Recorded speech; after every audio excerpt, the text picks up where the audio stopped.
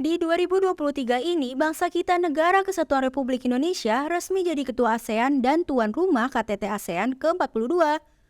Wah, kabar yang membanggakan nih untuk kita semua. Lalu, kapan tuh peresmiannya? Jadi, peresmian Indonesia menjadi ketua ASEAN ini ditandai dengan acara kick-off serta pemukulan alat musik rebana oleh Presiden Indonesia Joko Widodo atau Jokowi di Bundaran Hotel Indonesia pada 29 Januari 2023 silam. Pada saat keterangan pers, Presiden Jokowi menyampaikan optimismenya bahwa ASEAN akan tetap relevan serta menjadi pusat pertumbuhan ekonomi yang penting di suatu kawasan. Nah, yang pertama kita bahas dulu nih sejarah singkat dari ASEAN itu sendiri. Seperti diketahui, ASEAN merupakan singkatan dari The Association of the Southeast Asian Nation atau Perhimpunan Bangsa-Bangsa di Asia Tenggara yang dibentuk pada 8 Agustus 1967 di Bangkok, Thailand. Dan didirikan oleh 5 negara pendiri, yaitu Indonesia, Malaysia, Filipina, Singapura, dan Thailand. Hingga tahun 2022, anggota ASEAN bertambah 6 negara lainnya menjadi total 11 negara anggota.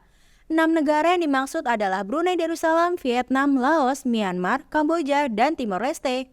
Di tahun 2023 ini, dengan dilantiknya Indonesia sebagai pemimpin pemegang keketuaan ASEAN, Indonesia ingin membawa ASEAN menjadi kawasan yang memiliki peran penting bagi negara kawasan dan dunia. Tema yang diusung Indonesia sebagai pemimpin adalah ASEAN Matters Epicentrum of Growth, yang bermakna bahwa Indonesia ingin menjadikan ASEAN tetap penting dan relevan bagi masyarakat ASEAN dan dunia. Nah, kira-kira apa sih yang membuat Presiden Joko Widodo begitu optimis bahwa ASEAN begitu relevan serta menjadi pusat pertumbuhan ekonomi yang penting? Yuk kita simak dulu nih poin-poin mewujudkan pertumbuhan ekonomi untuk kemakmuran rakyat di Asia Tenggara yang telah disusun dalam 3 pilar Priorities Economic Deliverables.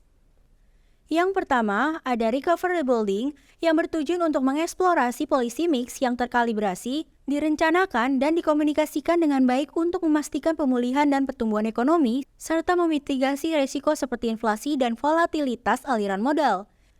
Yang kedua, ada digital economy yang berperan untuk memperkuat inklusi keuangan dan literasi digital di setiap negara anggota ASEAN. Dan yang terakhir ada sustainability sebagai kawasan yang paling terdampak oleh bencana alam dan risiko terkait iklim, guna mempersiapkan dan mengarah ke tujuan yang sama dalam kaitan transisi menuju ekonomi hijau. Nah, jadi gimana nih menurut kalian tentang bangsa kita Negara Kesatuan Republik Indonesia yang resmi menjadi ketua ASEAN di 2023 ini? Semoga membawa perubahan yang positif bagi kesejahteraan dan kemajuan negara ASEAN di mata dunia ya.